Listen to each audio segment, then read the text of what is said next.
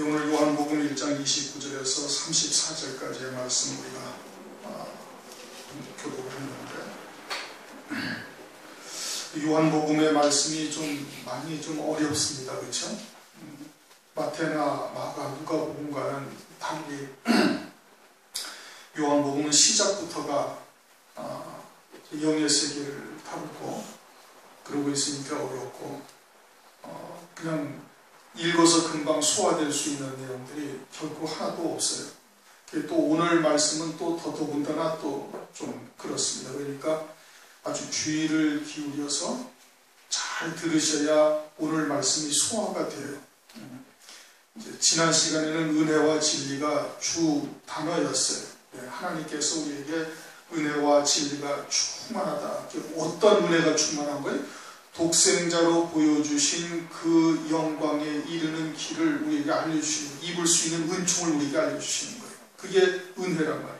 진리는 그곳으로 이르는 길을 주님이 몸소 보여주시고 우리를 갖다가 이끌어 가신다 이겁니다.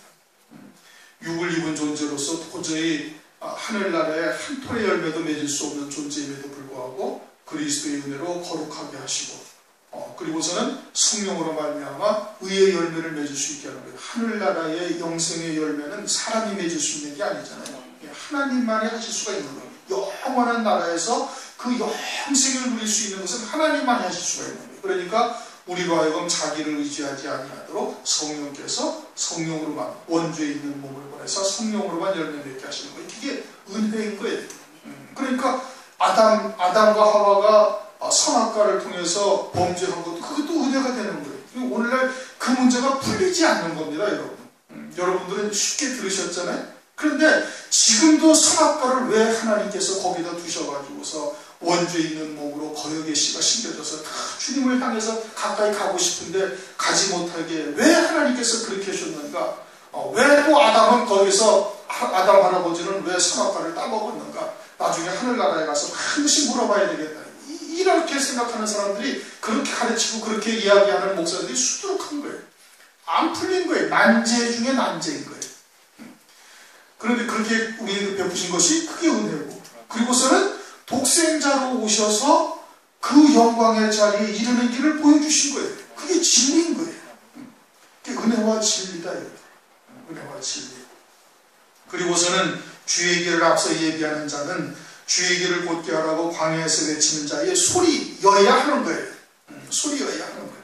자기가 드러나고 자기 이름이 높아지고 자기가 자랑되어지고, 그것은 이미 틀린 거예요. 오직 그리스도만 드러나고 높아지고 영광을 돌리고, 자기는 그냥 소리처럼 아무것도 보이지 않고 그냥 증거만 하는 자로 이렇게 있어야 세례 요한이 광야에 외치는 자의 소리였다라는 것은 주의 길을 앞서 예비하는 자가 그와 같아야 될 것이다 라는 것을 말씀을 하고 있는 거예요. 그러고서는 이제 29절로 넘어가는 겁니다. 요점은 그거거든요. 지난주에. 오늘날의 첫 번째 단어가 뭐예요? 이튿날이라고 그러시는 거예요. 이것을 저도 예전에 한번 설교를 했어요. 그렇죠? 이미 이제 몇 년 전에 했는데, 이 부분이 저도 뭔가가 하나가 풀리질 않은 거예요. 뭔가가 하나 풀리질 않아가지고서 토요일날 어저께 3시 반부터 나와가지고 기도를 한 거예요. 그러다가 하나님께서 그 부분을 갖다가 또 건드려 주신 거예요. 이튿날 하고서는 뒤에 이제 우리가 이전에 상고했던 것처럼 이튿날이 35절에도 나오고 43절에도 이튿날이 나오고, 그러면 이튿날 하면은 이게 둘째 날이고, 또 이튿날 하니까 셋째 날이고, 43절에 또 이튿날 하니까 넷째 날이고, 그리고서는 2장 1절에는 닷새째 되는 날 해야 되는데 왜 사흘 되는 날이라고 이렇게 말씀을 하셨는가?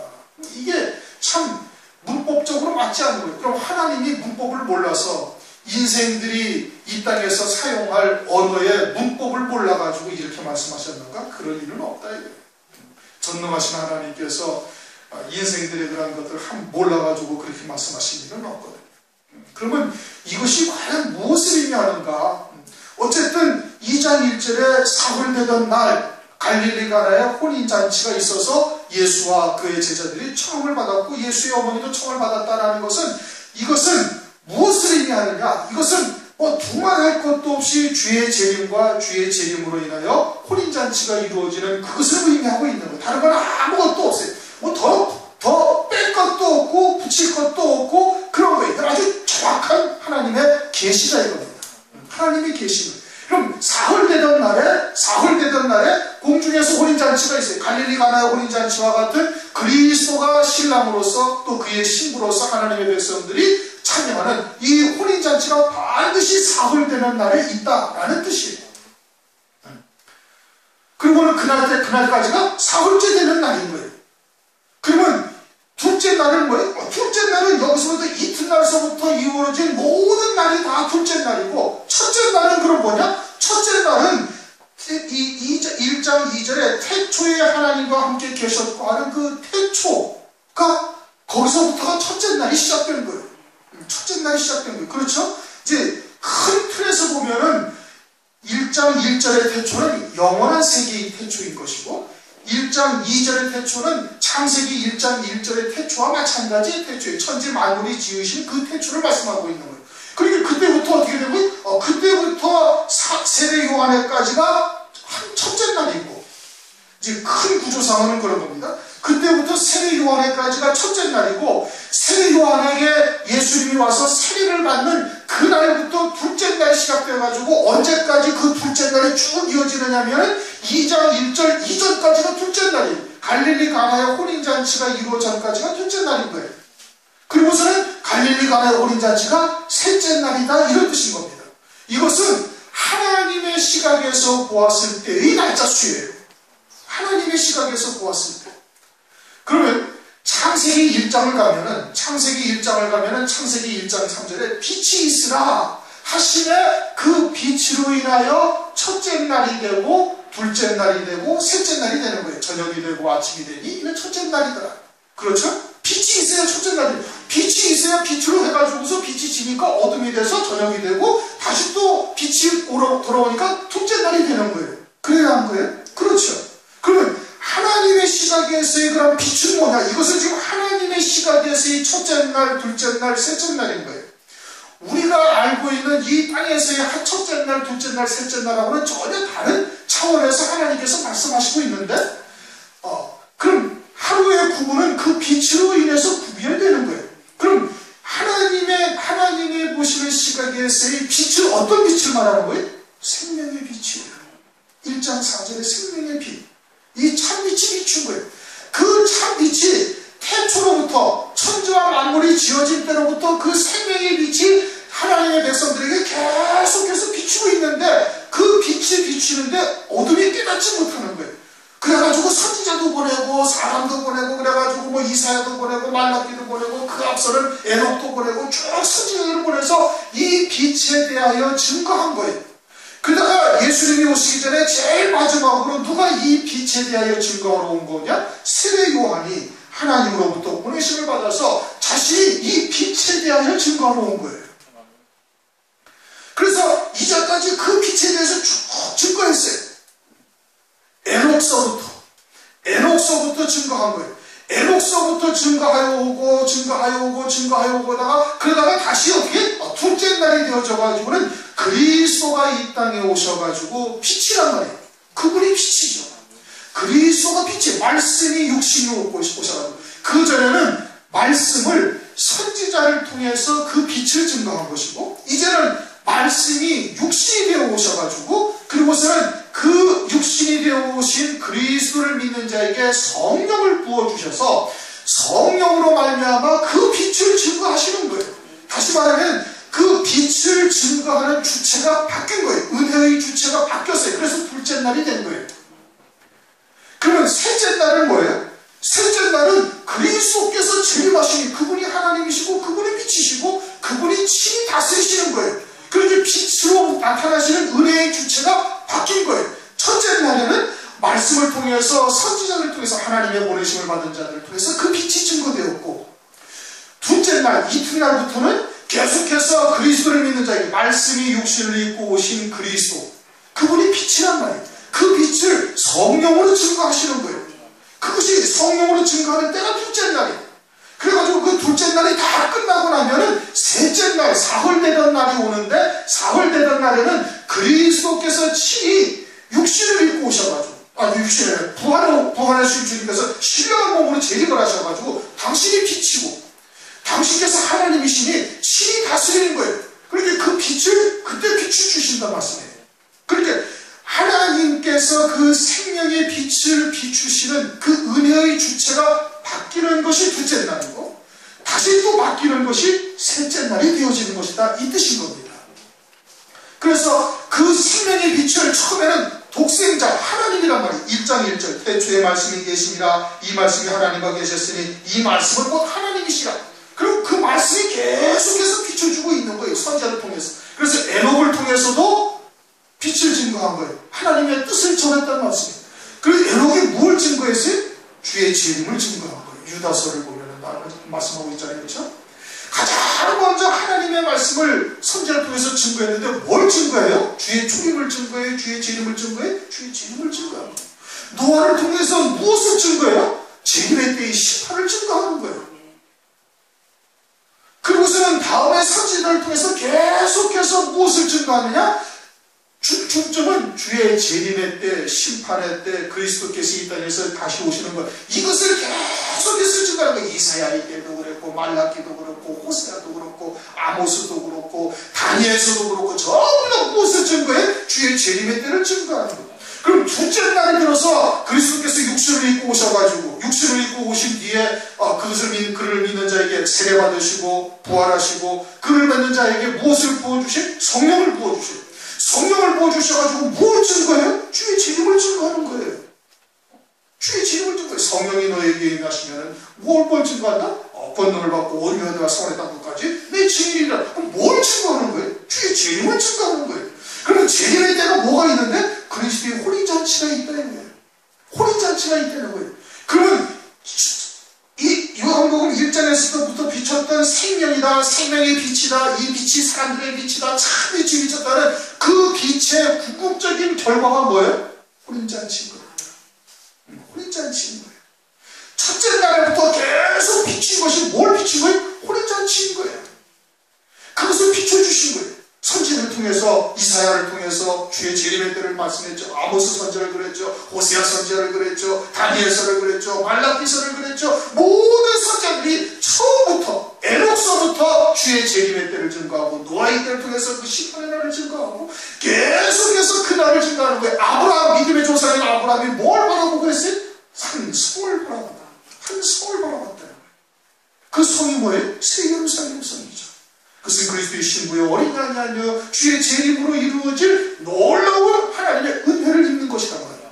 그래서 모든 초점이 어디에다 맞춰져 있다? 주의 재림에다 맞춰져 있다. 그래가지고 마지막 선지자가 누구예요? 세례 요한인 거예요. 첫째 날의 마지막 선지자가 세례 요한까지인 거예요. 그 세례 요한이 무엇을 증거했어요? 세례 요한이 그리스도를 증거하는 거예요. 그리스도, 빛이시라는 거예요. 그러니까 여기서 이튿날이라는 것은 이전까지가 하루였다는 거예요. 첫째 날이었다. 그럼 첫째 날이라는 것은 날이라는 구분은 빛으로 인해서 구별이 되어지는데 그 빛이 뭐다? 생명의 빛이다. 그럼 그 생명의 빛이라는 것이 궁극적으로 뭐냐? 그것은 셋째 날 그리스도의 혼인잔치가 있는 것이 그것이 하나님께서 비추어 주신 생명의 빛인 거예요. 영광이다 이거예요. 그것을 위해서 하나님께서 계속해서 빛을 비추어 주시고 선지자를 보내서 그것을 증거하셨던 거예요. 선지자를 보내서 그걸 증거하시고 계속해서 보내주시다가 마지막으로 세례 요한을 보내주셔가지고 세례 요한으로 그리스도가 이 땅에 오시는 것을 다 증거하신 거다. 그리고선 그리스도가 이제 믿는 자에게 성령을 부어주셔가지고 주의 재림을 증거하는 거예요. 그럼 주의 재림의 때 뭘 증거하는 거예요? 주의 재림의 때 셋째 날의 혼인잔치를 증거하시는 거예요. 이제는 빛이 또 바뀌는 거예요. 그리스도께서 친히 재림하셔가지고 그리스도께서 온 세상을 만왕의 왕으로서 다스리시니 그 나라를 그 빛을 이제 비추게 된단 말이에요. 하나님 나라는 영원한 현재예요. 그렇죠? 영원한 하루예요. 저녁이 되고 밤이 되고가 없어요. 하나님 나라는. 왜 그래요? 하나님이 빛이신데 삼위일체 하나님의 빛으로서는 영원히 홀로 스스로 그냥 스스로 계신 거예요. 그러니까 그 빛이 바뀌어야 안 바뀌어요? 안 바뀐단 말이에요. 그러니까 영원한 하루예요. 그런데 우리에게는 세상에서 혈육을 입고 살아가는 우리에게는 하나님께서 이제는 더 자세하게 처음에는 말씀을 통해서 선지자를 통해서 그 영원한 나라에 하나님께서 예비하신 영광이 무엇인지를 우리에게 빛으로 비춰주신 것이고 그것이 세례 요한에 따지고 그때가 첫째 날이다 이겁니다. 그리고 둘째 날이 들어서는 그 빛을 비추는 주체가 바뀐 거예요. 말씀이 육신을 입고 오셔가지고 이제는 세례를 받으셔서 부활하시고 하나님 보좌 우편에 이르시고 그 말씀을 믿는 그리스도를 믿는 자에게 성령이 임하셔서 빛을 비추시는 거예요. 그리스도를 통해서 우리에게 빛을 비춰주신단 말이에요. 그것이 언제까지 쭉 계속돼요? 주님의 재림의 때까지. 그래서 계속해서 이튿날로 넘어가다가 사흘 되던 날, 이제 사흘 되던 날에는 또 빛이 주체가 바뀌는 거예요. 누구로 바뀌어요? 주님으로 바뀌시는 거예요. 재림하셔가지고 신이 다스리시는 나라로 바뀌어진다 이겁니다. 그래서 나흘째 되는 날이 성경에 있어요 없어요? 안 나오는 거예요. 그건 안 나오는 거예요. 나흘째 되는 날은 이제 필요가 없어지는 거예요. 왜? 그리스도께서 재림하심으로 말미암아 이제는 하나님의 나라가 잠시 1000년 동안 이 땅에서 이루어지다가 1000년이 끝나고 나면 영원 무궁세계로 하나님에게로 들어가는 거예요. 하나님의 친히 다스리시는 나라가 되어지니 이제는 그는 나흘째 되는 날이 필요가 없어요. 이렇게 성경에 그 다음에 나흘째가 나오는 것이 없다 이겁니다. 그러면은 주님의 재림의 때를 그럼 우리가 어떻게 알 수가 있는가? 그것은 39절을 보면은 예수께서 가라사대 와보라. 그러므로 저희가 가서 계신 데를 보고 그날 함께 거하니 때가 제 10시쯤 되었더라. 이렇게 말씀하시죠. 10시쯤 되었더라. 느닷없이 10시다 이겁니다. 느닷없이 10시라고 말씀하시는 거예요. 아무런 내용이 없어요. 그냥 이튿날 계속되는데 느닷없이 제자를 삼으신 때가 10시쯤 되었더라. 이렇게 말씀하고 있다. 그러면 이 10시가 뭐라는 거예요? 주님이 오셔서 제자를 삼으신 때가 10시라는 얘기예요. 그럼 이 10시라는 게 뭘 말하는가? 시편 90편 4절을 보면은 이 10시가 그냥 1000년이다 이렇게 말씀하고 있어요. 1000년 시편 90편 4절에 주의 목전에는 1000년이 지나간 어제 같으며 밤에 한 경점 같을 뿐입니다. 한 경점이라는 것은 한 시간을 말하는 거예요. 그러니까 주님이 오셔서 제자를 삼으신 때가 10시라는 것은 이제는 그러면 시간적으로 따지면 얼마나 됐다는 거예요? 만년이 되었다 이 뜻인 겁니다. 만년이 되었다. 그리고서는 요한복음 11장 9절에 가서는 느닷없이 낮이 12시가 아니냐. 나사로가 죽었어요. 11장에 나사로가 죽었다는 얘기를 듣고서는 제자들이 이제 주님이 이제 그의 말씀을 듣고서는 느닷없이 하신 말씀이 낮이 12시가 아니냐. 낮이라는 것이 12시간이라는 거예요. 12시까지라는 거예요. 일반적으로 낮이라는 것은 저녁 6시까지를 낮이라고 그러는데 거기서는 낮이 12시까지다. 그럼 12시가 지나면 뭐라는 거예요? 밤이다 이 뜻이거든요. 그 가운데서 주님이 제자를 삼으신 때가 10시라는 얘기고 그러면 밤이 된다는 것은 적그리스도의 환란이 있다는 뜻인데 그때까지가 몇 시간이 남아있다는 거예요? 2시간이 남아있다는 뜻인 것이고 그 2시간이라는 것은 2000년을 의미하고 있는 것이죠. 그러면 그 10시라는 것이 왜 10시라고 그러느냐? 에덴 동산에서 쫓겨난 이후 주님의 초림까지가 정확하게 우리 태양력으로 4004년인 겁니다. 4004년. 그럼 4004년이면 며칠이? 나흘이죠. 그러면 에덴 동산에서 이 에덴 동산에서의 날짜를 주님께서는 우리가 이제 성경적으로 그것을 얼마라고 그러는가? 6일이니까 6000년으로 그렇게 하루가 1000년으로 봐서. 단 문제는 창세기 1장 1절부터 첫째 날이 되기까지의 시간은 얼마가 되는지는 아무도 몰라요. 왜? 혼돈, 흑암, 공허와 혼돈과 흑암에 아주 뒤섞여 있던 때가 그러면서 하나님께서 빛이 있으라 하실 때까지가 얼마나 시간이 지났는지는 아무도 알지 못하는 거예요. 수천 년, 수만 년, 수억 년, 수십억 년도 될 수가 있는 거예요. 그리고 빛이 있으라 하신부터 6일이 된 것이고 그리고 6일 후에 아담이 쫓겨난 것이고 그로부터 4000년 후에 주님이 초림을 하신 거예요.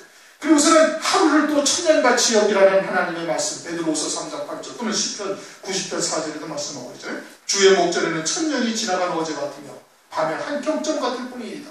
그래서 그것을 6,000년이라고 보는 것이고 6,000년 이전에 되는 그 시간은 얼마나 있는지는 그것은 알 수가 없는 거예요. 성경에 기록을 하지 않으셨으니까.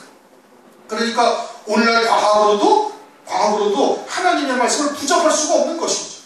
하나님의 말씀이 과학에 또한 위반되는 것도 아니란 말씀이에요. 그러니까 그 6,000년과 4,000년에서 10시간을 말씀하고 있는 것이고, 그럼 주의 재림은 언제 있다? 주의 재림은 이제 임박해 있는 것이죠. 그러면 그 유일한 표적으로 무화과 나무의 표적을 우리에게 말씀해 주신 겁니다. 무화과 나무의 표적. 그리고는 그 무화과 나무가 지금 오늘날 뭐라는 것을 우리가 다 알고 있는 것이죠. 다 알고 있다. 그러니 이미 그때가 임박한 것이고, 또 다른 곳에도 하나 말씀하신 것이 또 있어요. 누가복음 13장 32절. 가나사대 가서 저 여호와에게 이르되 오늘과 내일 내가 귀신을 쫓아내며 병을 낫게 하다가 제3일에는 완전하여지리라. 오늘과 내일은 내가 귀신을 쫓아내고 병을 낫게 한다는 거예요. 언제부터? 주님이 초림하신 때로부터. 병을 쫓아내고 영적으로 병든 자를 갖다가 치료하시고 귀신 들린 자를 갖다가 고치시고, 그리고서는 제3일에는 완전하여지리라는 것은 그리스도께서 재림하심으로 말미암아 다스리시는 그리스도의 나라가 되는 거예요. 천년왕국. 그때는 마귀도 무적행에 갇히고, 그때는 죽음도 애통함도 슬픔도 고통도 없어지는 나라예요. 그러니까 완전한 나라가 되어질 것을 말씀하고 있습니다. 그처럼 오늘날 이제 마지막 때가 되어졌다는 것을 우리가 이제 깊이 깨달아야 되는 것이고, 이튿날이라는 것이 무엇을 의미하는지 우리가 정확하게 깨닫고 있어요. 이 이튿날이라는 것은 하나님의 시각에서 보는 둘째 날이에요. 그 이전까지는 다 뭐라는 거예요? 첫째 날이었고, 여기서부터 이튿날이고, 그리고서 요한복음 2장 1절에 사흘 되던 날이다. 사흘 되던 날. 그러면 하나님께서 생명의 빛으로 계속 비췄던 것이 결국 그 결과는 뭐다? 사흘 되던 날에 혼인잔치를 비추고 계셨던 것이에요. 이튿날 요한이 예수께서 자기에게 나오심을 보고, 누가 나왔어요? 예수님이 요한에게 나왔다. 예수님이 요한에게 왔다는 거예요. 요한이 예수님에게 간 것이 아니라 예수님이 요한에게 왔다는 거예요. 구원은 하나님께서 우리에게 베풀어 주시는 은혜지 우리가 하나님께로 찾아갈 수 있는 것이 아닌 거예요. 그러니까 모든 구원이 하나님의 은혜요 선물이다. 미리 정하시고 미리 아시고 미리 정하시고 미리 아신 자들을 불러서 구원을 믿게 하시고, 그들로 하여금 하나님께서 영화롭게 하나님께서 이끌어 가시는 것이죠. 믿음과 행함의 차이를 우리가 확실하게 구별해야 되는 겁니다.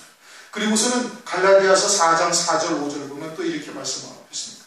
때가 참에 하나님이 그 아들을 보내사 여자에게 나게 하시고 율법 아래 나게 하신 것은 율법 아래에 있는 자들을 속량하시고 우리로 아들의 명분을 얻게 하려 하심이라. 갈라디아서 4장 4절 5절에 이렇게 말씀하셨어요. 여자에게서 나게 하시고 율법 아래 나게 하신 것은 율법 아래에 있는 자들을 다 얻으려고 하신 것이다. 그러니까 요한이 누구라고요? 율법인 거예요. 요한의 때까지가 율법이고, 요한을 율법으로 지금 보고 계시는 거예요. 그리고 율법 아래에 있는 자들을 다 오게 이제 몽학 선생이 되어져서 그리스도에게로 인도하는 역할을 하는 것이죠. 율법이. 율법으로 의로움을 입을 수가 있어요? 없어요? 없다. 율법으로는 죄를 깨닫는 것이에요. 그리고 범법함을 인하여 율법을 더했다. 갈라디아서 3장 19절에 그렇게 말씀을 하고 있습니다. 이게 율법으로는 의로움을 입을 자가 없는 거예요. 이제 율법에서 지금 복음으로 넘어가는 것을 지금 말씀하고 있는 거예요. 주님이 오셔서 요한에게 다가왔다는 것은 율법에서 이제는 복음으로 가는데, 율법으로 죄를 정하고 그리스도가 아니고서는 구원의 소망이 없음을 깨닫게 하사 그리스도에게로 인도하는 일을 하는 것이죠. 보라, 세상 죄를 지고 가는 하나님의 어린 양이로다. 이거는 정말 우리가 수도 없이 상고하는 것이에요. 왜 어린 양인 것을 알아요? 사도 요한이? 세례 요한이 어떻게 어린 양이라는 것을 알아요? 그리스도가 오시는데 어린 양이다 이거예요. 어린 양이다 하고 아는 것은 이 세례 요한이 가지고 오신 무엇인지를 깨닫고 있는 거예요. 세례 요한은 뱃속에서부터 성령의 충만함을 입은 거예요. 그리고서는 하나님의 말씀, 광야에서 메뚜기와 석청을 먹으면서 뭘 받겠어요? 하나님의 말씀만 본 거예요. 자기가 선지자라는 걸 알고 있다 이거예요. 그러니까 하나님의 말씀이 아주 통달한 겁니다. 창세기로부터 말라기까지 모든 말씀을 섭렵을 한 거예요. 그리고서는 그 가지고 옷이 무엇인지를 깨달은 거예요. 여기 산자라는 것을 안 거예요. 창세기 22장에 아브라함이 이삭을 드릴 때 하나님께서 숲에다가 순양을 하나 딱 두셨어요. 그래가지고 이삭 대신에 순양으로 제물을 삼으셨어요. 그리고서는 아브라함이 그 전에 이삭이 번제할 이 나무는 가지고 왔는데 번제할 양은 어디 있습니까? 라고 물으니까 아브라함이 뭐라고 대답하는 거 아니? 아브라함이 창세기 22장 8절 아들아 번제할 어린 양은 하나님이 자기를 위하여 친히 준비하시리라. 하나님이 어린 양을 자기를 위해 양을 준비하실 것을 이미 알고 있어요.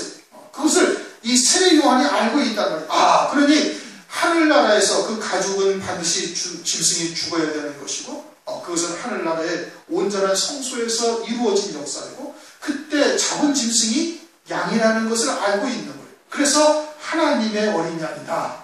그리고서는 히브리서 7장 15절에 멜기세덱과 다른 멜기세덱과 같은 그리고 별다른 한 제사장을 하나님께서 세우셨다는 것을 알고 있단 말이에요.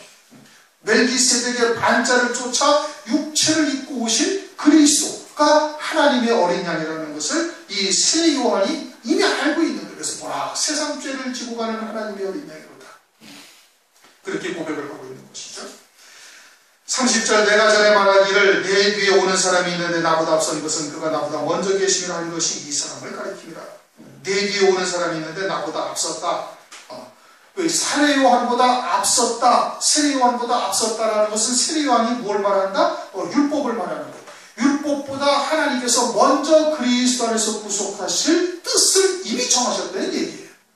율법보다. 그래서 에베소서 1장 4절에 창세전에 그리스도 안에서 구속하실 하나님의 뜻을 이미 정하셨음을 성경에서 말씀하고 있잖아요. 그러니 정죄, 죄보다 하나님께서 먼저 사랑으로 우리를 갖다가 은혜를 베푸신 것이죠. 그리고 또 앞섰다라는 뜻은 이분이 앞섰다라는 것은 그분은 하나님이시다. 태초, 상고라는 뜻이에요. 천지와 모든 만물을 지으신 분이시다. 이런 뜻인 겁니다. 나도 그를 알지 못하였으나 세례 요한이 구약을 통해서 그리스도가 이 땅에 오실 것을 아는 거예요. 그런데 나사렛이라는 동네에 사는 예수가 그리스도라는 것은 자기도 몰랐다는 얘기예요. 자기도 몰랐다는 얘기. 그럼 어떻게 그분이 그리스도라는 것을 알아요? 성령이 임하심으로 아는 거예요. 왜? 하나님은 하나님만이 아신다. 사람이 하나님을 알 수가 없다 이겁니다. 그러니까 성령이 그 위에 내려서 임하시는 것을 보면 그분이 바로 성령으로 세례를 주시는 분이요, 그분이 바로 하나님이요, 그분이 바로 태초요 상고라는 것을 세례 요한이 알고 있다 이겁니다. 그것을 이미 깨닫고 있는 거예요. 그러나 나사렛 예수가 그리스도라는 것을 이전까지는 몰랐던 거예요. 그분이 오실 때 성령이 그 위에서 내려서 머무는 것을 보니까 이분이 그리스도로구나, 이분이 바로 그분이구나 라는 것을 그때서야 깨달았다 이겁니다. 하나님만이 하나님을 아시는 거예요. 사람은 하나님을 헤아려서 알 수가 있는 것이 절대 아니다. 그래서 나도 그를 알지 못하였으라는 것은 그와 같이 알지 못하였다는 거고, 율법에서도 마찬가지고 율법에서는 누누이 그리스도께서 이 땅에 오실 것을 말씀하고 있지만 나사렛이라는 동네에 사는 예수가 그분이 바로 그리스도라는 것은 율법으로도 알지 못하는 거예요. 성령이 임하시니까 알게 되는 것이죠. 예수라는 이름이 많습니다. 유대나라에는 아주 흔한 이름이에요. 우리나라에 옛날에 철수와 영이 국정교과서에 그렇게 써 있었잖아요. 그처럼 흔한 이름이 예수인 거예요. 호세아라는 단어도 사실은 예수라는 뜻이에요. 호세아라는 것이 히브리적 발음을 하니까 그렇지 헬라어 발음을 하면 그게 예수라는 뜻이에요. 그러니까 예수라는 이름이 많은 거예요. 나사렛이라는 동네에도 예수로 살지만 다른 동네에도 예수라는 이름이 무수히 많이 사는데 어떤 예수가 그리스도인지는 모르는 거예요.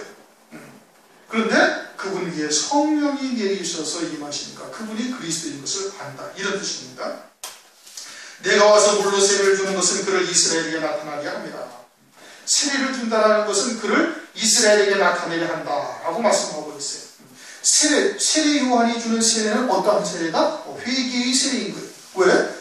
율법으로는 죄를 깨닫고 율법이 더한 것은 자꾸 가증한 범죄를 하나님의 이름으로 죄를 범하면서도 그게 죄라고 생각지 아니하니까 하나님께서 율법을 더한 거예요. 갈라디아서 3장 19절 말씀이 그런 것이거든요. 율법으로는 죄를 깨닫게 해서 그리스도에게로 인도하는 것인데, 그런데 율법으로 의로움을 입었다라고 스스로 생각을 하고 있는 거예요. 유대인들이 다 잘 지켜 행하니까 우리가 율법 안에서 의롭다라고 생각을 하고 있는 것이거든요. 사실은 모두가 다 죄인인데 죄인인 것을 깨닫지를 못하고 있는 거예요. 그래서 죄인됨을 깨닫게 하기 위해서 회개의 세례를 주는 거다. 누가? 세례 요한이. 그리고 그것을 통해서 어떻게? 그리스도를 나타낸다 이겁니다. 그리스도를 나타낸다. 율법의 마지막 선지자인 세례 요한이 회개의 세례를 베푸는 것은 이제는 마지막 율법의 선지자로서 율법에서 복음으로 넘어가는 것임을 나타내기 위해서 하는 거예요.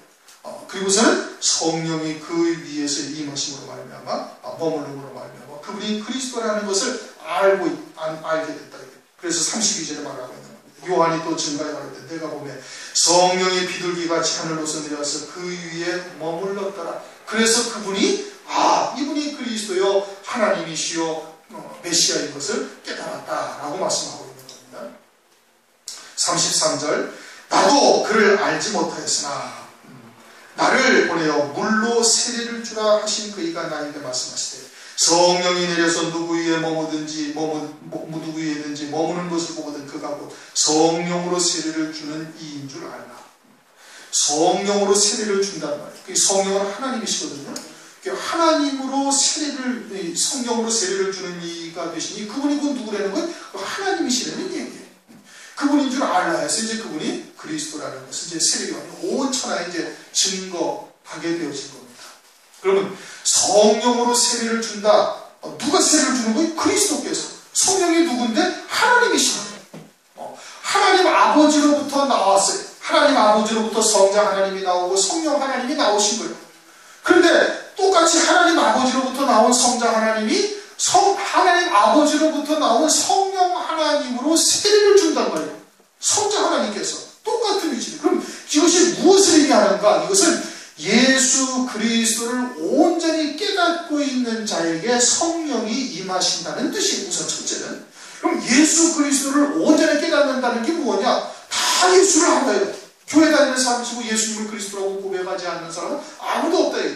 그런데 예수 그리스도를 온전히 깨닫는 자에게 성령을 부어준다는 뜻은 예수께서 멜기세덱으로 계시며 우리의 영의 구원을 이루셨고 원죄 있는 몸을 이 땅에 보내셔서 하나님의 의로만 열매 맺게 하시는 그와 같은 분이시다. 그러한 것을 깨닫고 있는 자에게 성령의 세례가 임하는 거예요.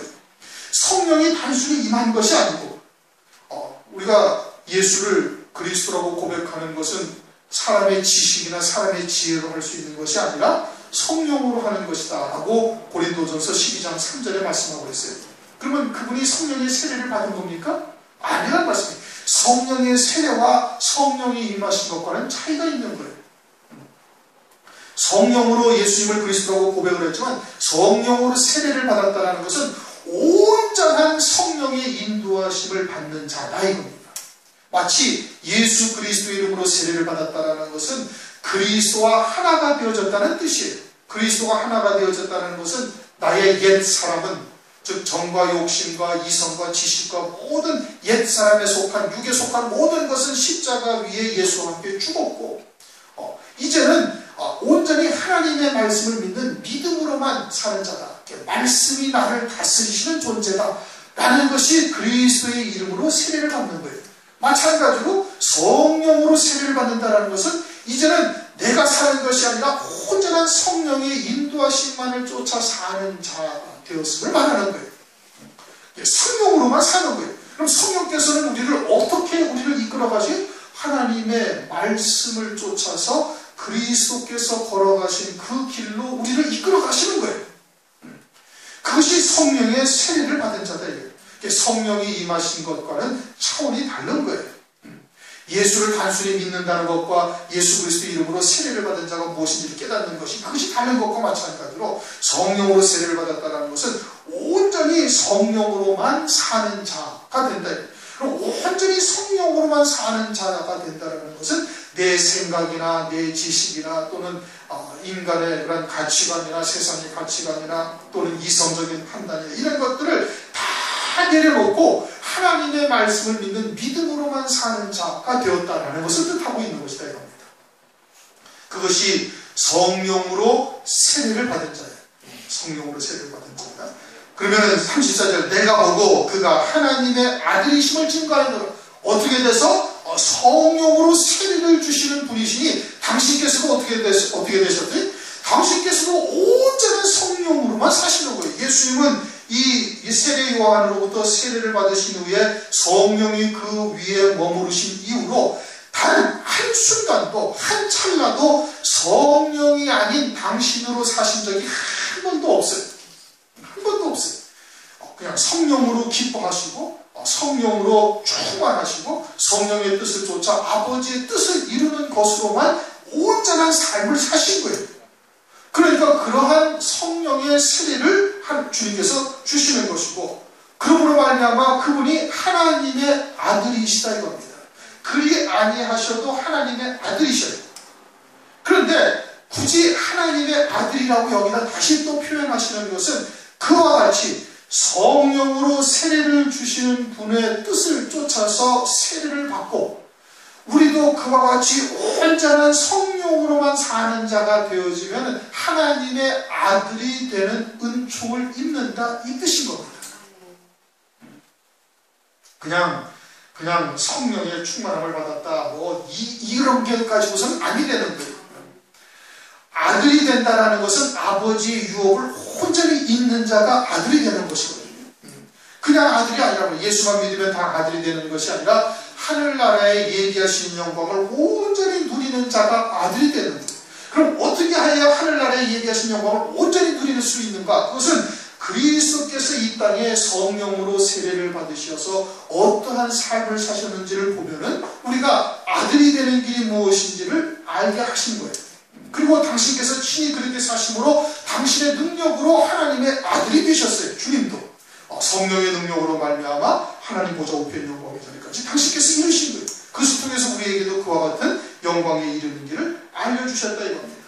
그래서 로마서 8장 14절에 무릇 하나님의 영으로 인도함을 받는 그들은 곧 하나님의 아들이다. 하나님의 아들이래. 성령으로 인도함 받는다고 모두가 하나님의 아들이 되는 것이 아니라 온전한 성령의 충만함을 받고 성령의 온전한 인도하심을 받아 산다는 것을 말하고 있는 건데 그것은 구체적으로 뭐냐? 하나님의 말씀을 믿는 믿음으로만 사는 거예요. 하나님의 말씀을 믿는 믿음으로만 사는 것인데 더 자세하게 얘기해도 온전한 진리, 보좌 우편 영광에 이르게 하시는 그 말씀을 믿는 믿음으로만 사는 자가 되어져야 성령의 세례를 받은 자고 성령으로 충만함을 입은 자예요. 성령은 진리니라.